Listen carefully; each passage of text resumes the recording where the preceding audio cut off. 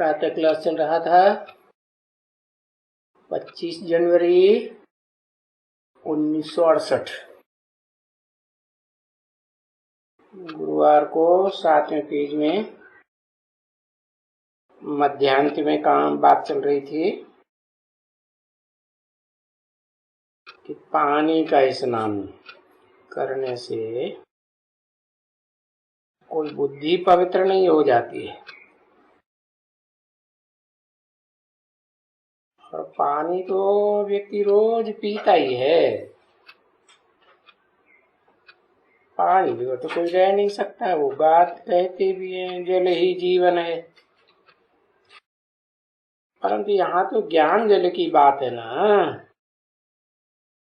है? तो ज्ञान जल समझना इतना दूर अंदेशी कोई की बुद्धि नहीं जाती। ऐसे समझने वाले हैं, समझाने वाले भी ऐसे ही, तो फिर उनको कहा जाता है पत्थर बुद्धि, जानवर बुद्धि। अब ये सभी बातें समझानी पड़ती है।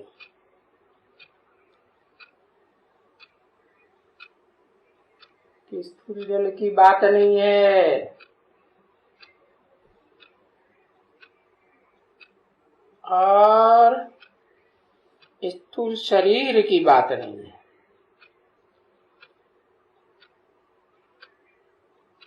आत्मा तो अव्यक्त है ना, अति सूक्ष्म ज्योति बिंदु है, इन आंखों से देखने में भी नहीं आता। तो उस सूक्ष्म आत्मा का बाप भी अति सूक्ष्म,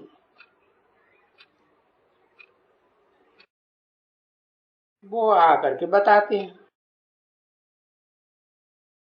कि मैं तो अखूट ज्ञान जल का भंडार देकर के तुमको ज्ञान सागर बनाता हूँ, ज्ञान नदियां बनाता हूँ। और फिर पोखरे टुबके बनते रहते हैं, क्योंकि ज्ञान जल कम धारण करते हैं। तो बाबा जैसे समझाते हैं ना,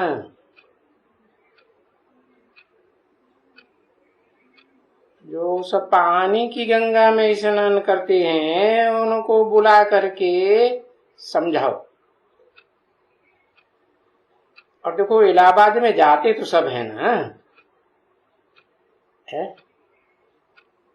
हद के इलाहाबाद में भी जाते हैं, और बेहद का भी अल्लाहाबाद है या नहीं है? कहाँ है? पता है? अल्लाह का बाद है, कितना मेला लगता है अलाहाबाद में, है पति से पावन बनने का मेला लगता है। तो शूटिंग में भी ऐसे ही होता होगा ना, कोई पानी की नदियों में स्नान करेंगे या ज्ञान सागर में स्नान करने वाले आते हैं, है पानी की नदियों में स्नान करते रहते हैं,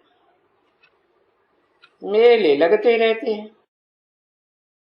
है समझते हैं पति से पावन बनने का मेला है। कोई कोई तो पानी में ही डूब मरेंगे।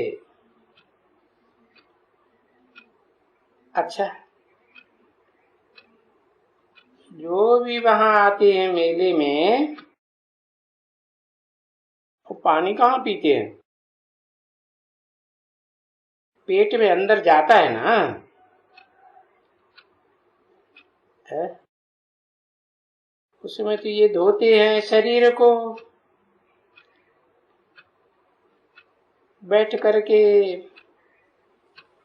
उसमें गुल्लियां करते हैं, है गुल्लियां माने कुल्लियां करते हैं। मुख में डाल डाल करके गल गल करके उसमें डाल दिया। देखो अब ये हद की गंगाओं की भी बात है और बेहद की ज्ञान गंगाओं की भी बात है।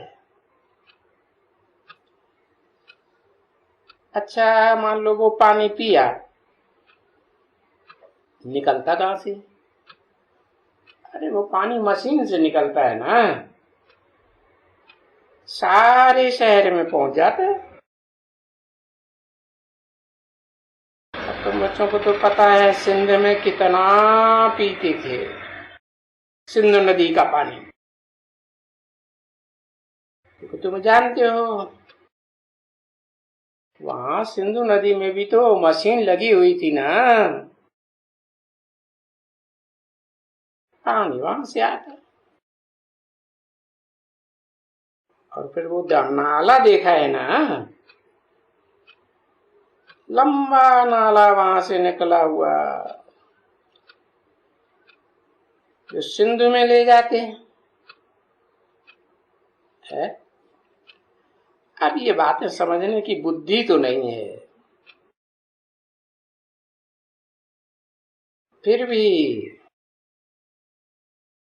जाएंगे दंड पर स्नान करने।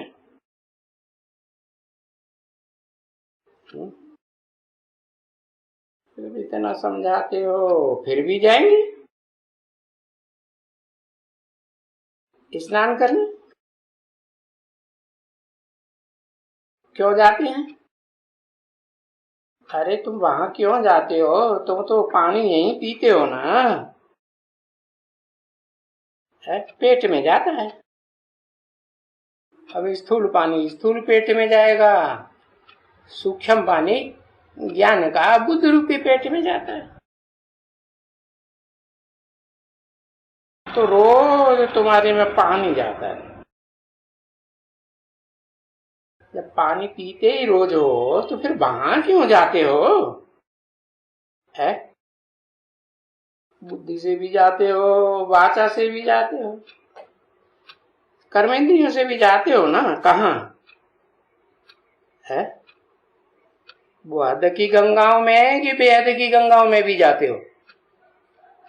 है? भक्ति मार्ग में हद की गंगाओं में जाते थे, और अभी समझते हैं हमने ज्ञान ले लिया तो जाते तो है ना, और उन्हीं से स्नान भी तो करते हो ना। तो देखो कितना स्नान है। अभी हम उस विचार से थोड़े ही पढ़ेंगे,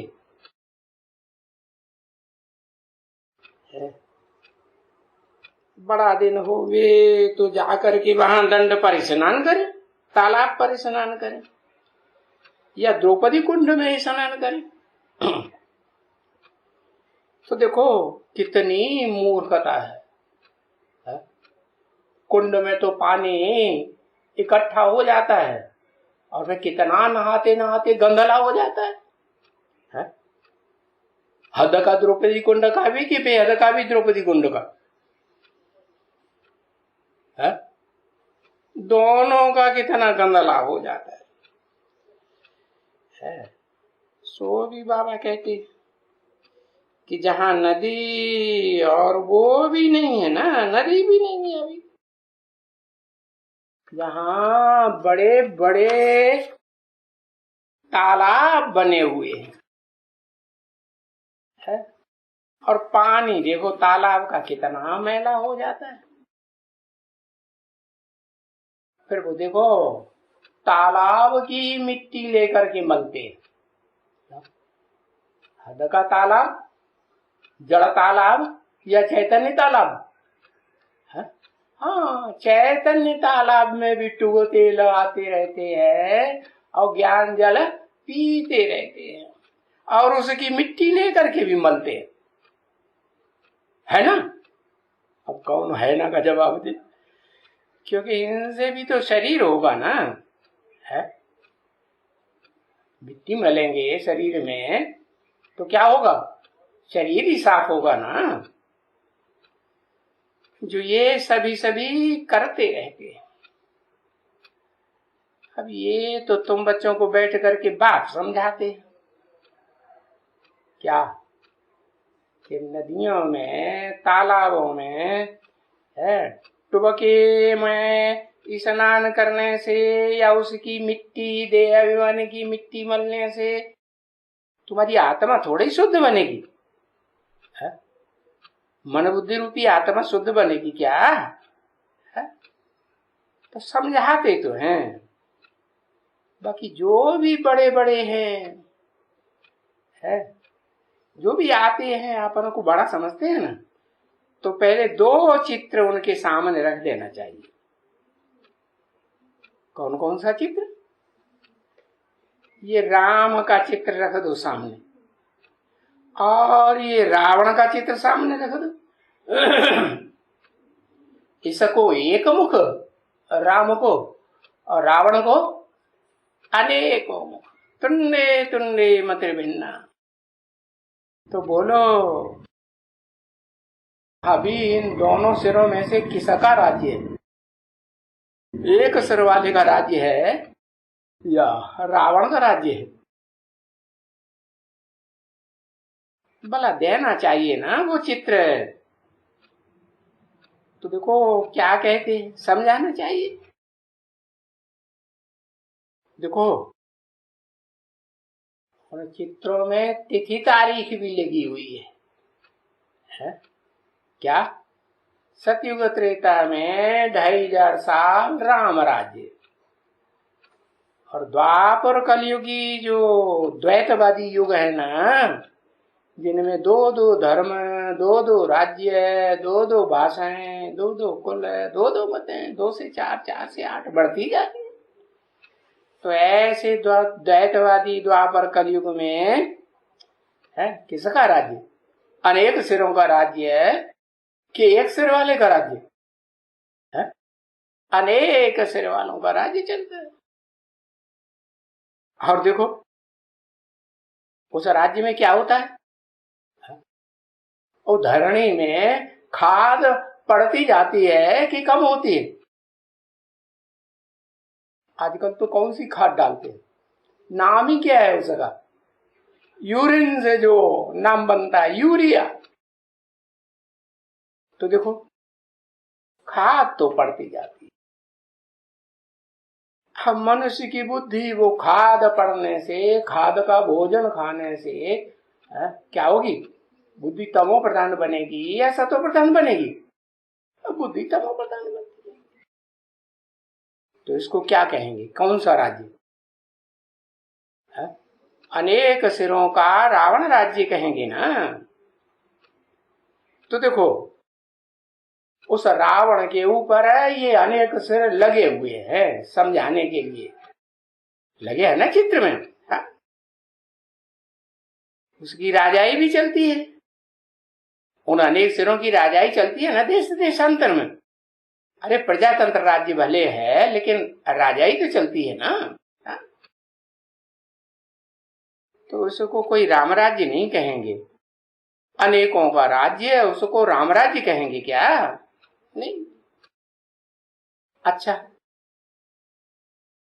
आज दुनिया में जो भी प्रजातंत्र राज्य फैला हुआ है अनेक धर्म पिताओं के द्वारा, अनेक राज्यों के द्वारा है। सब प्रजातंत्र राज्य की स्थापना करने वाला कौन? भारत में कौन है? नाम मालूम है? नहीं, भूल गए हैं? दादी?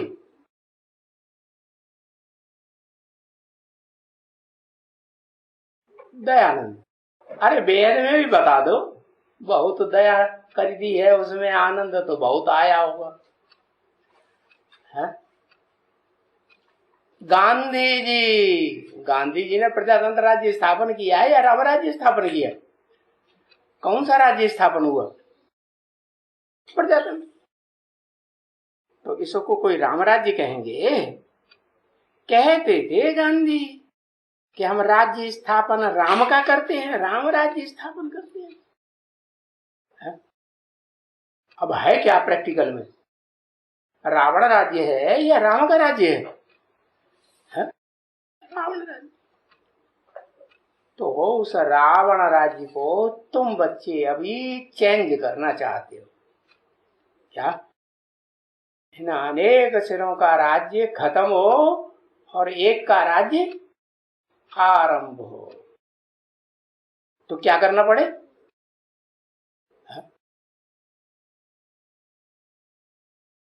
अरे रामलीला खेलते हैं ना, तो क्या करते हैं? रावण के सिर काटते हैं ना। हाँ? तो काटते जाते हैं, काटेंगे तो चेंज हो जाएगा। अभी तक कुछ चेंज किया क्या है? क्या और ही रावण राज्य में हंगामे बढ़ते जाते हैं, है? और ही बहुत बहुत भारी हंगामे होते जाते, दिन प्रतिदिन जास्ती बहुत बड़े हंगामे होते। तो ये तो हम जानते हैं बच्चे, जो भी तुम थोड़े बहुत बच्चे हैं ना, जो भी माला के दाने का बनने का शौक रखते हैं और माला का दाना बनने के लिए सर्विस में लगे रहते हैं, दिन प्रतिदिन लगे ही रहते हैं, बस उनको सर्विस किए बगैर सुख आता ही नहीं। जैसे देखो, ये मनोहर बच्ची है, कितना सुख देती है, सर्विस बगैर उनको सुख आता ही नहीं है बिल्कुल। ज्ञान सुनाए सुनाए के सबके मन को हर लेती है, जिसको भी कहते हैं, जिन जिनको भी सुनाती है वो आपे ही फिर चक्कर लगाते रहते हैं। तो उस बच्ची को कहा जाता है सर्विसेबल। क्या इतनी बहनें हैं, इतनी दीदी दादियां हैं, बीके में पीबीके में, नाम किसका दिया? मनोहर बच्ची का नाम दिया है। खासियत क्या बताई? वो यज्ञ की सच्ची हिस्ट्री बताती है। इसका मतलब और क्या करती है? उसके मुकाबले और जो है यज्ञ की हिस्ट्री मिक्स करके बताती है, सच्ची हिस्ट्री नहीं बताती। तो सच्चाई बताने से सर्विस होगी या झूठी बात बताने से सर्विस होगी? है? सच्चाई बताने से सर्विस होती है। तो जिनको सच्चाई का पता चलता है वो फिर अपने आप ही आते रहते हैं। तो देखो, ये मनोहर बच्ची कहीं भी जाने से डरती नहीं है। नहीं तो और ब्रह्मा कुमारियों को देख लो, जहां जो जोनल इंचार्ज बन के बैठ गई, बस ट्रांसफर होती ही नहीं है, बहुत डरती है जाने में, ट्रांसफर होने में।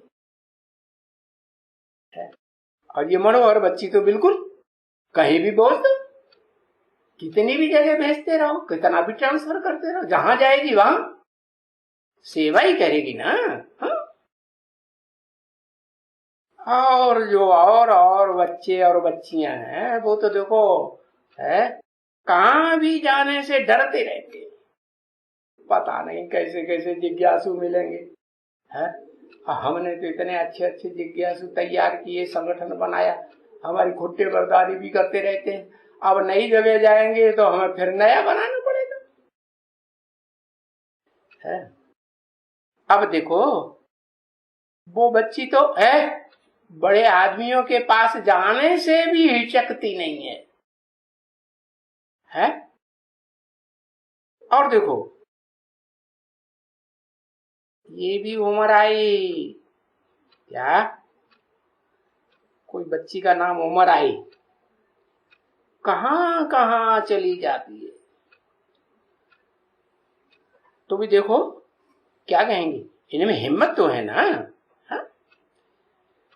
इसमें साथ साथ में साथी भी मिल जाते हैं इनको, झट 4-6 साथी खड़े हो जाती है और चली जाती है नए नए महल में, मकानों में, नए गांव में चली जाती है। तो वहां उनको मिल जाते हैं सर्विसार्थ, और कोई न कोई तो मिल ही जाते हैं। अच्छे आदमी तो कहां ना कहां होते ही है ना। तो फिर उनको मदद देते हैं। किनको? दो का नाम लिया, उमराई का और मनोहर का। और प्रबंध भी देते हैं, कोई मकान भी देते हैं, लो मकान ले लो, इसमें बैठ के सर्विस करो। भले वो समझती है मैं कोई इतना होशियार नहीं हूं। कौन कौन समझती? मनोहर है, मनोहर तो बहुत होशियार है। उमराई हाँ, शायद होशियार हो जाएगी, होशियारी आ जाएगी।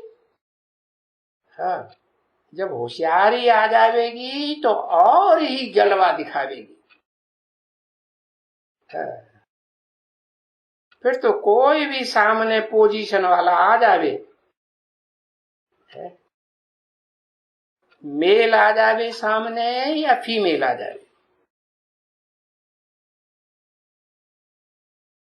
फीमेल के आगे फीमेल भी खुशी से रहती है।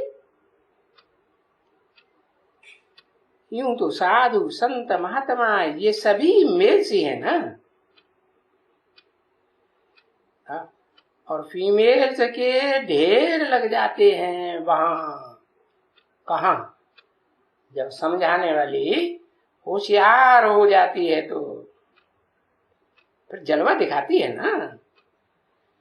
तो यहां भी वो अगर जावे, वो है ना, उनको पोशाक पोशाक हुआ है, वो तो समझते हैं कि साधु है, महात्मा है, सन्यासी है। पोशाक पोशाक होती है ना उनकी अपनी अपनी। सूट वूट वाले को कैसे समझेंगे कि ये साधु है, सन्यासी है?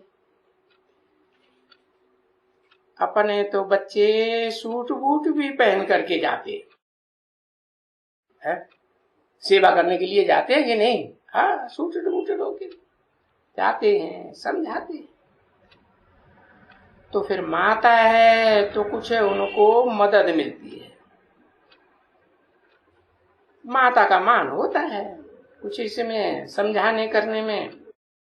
और फिर तुम सुनाते ही ऐसी बातें हो, नई नई, ऐसी ऐसी नई नई बातें तो और कोई सुना ही नहीं सकता।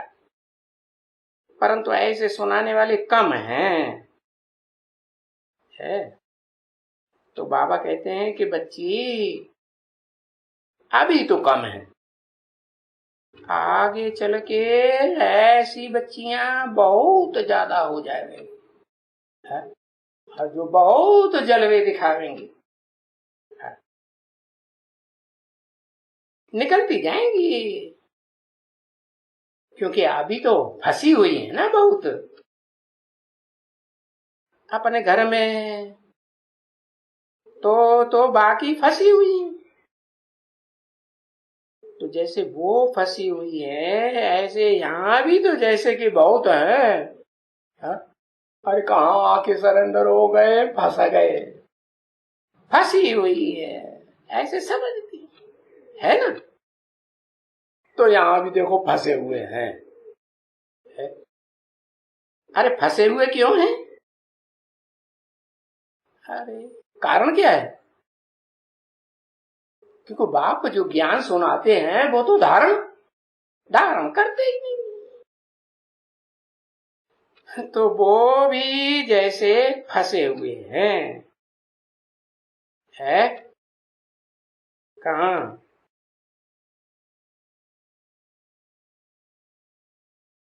ओम शांति।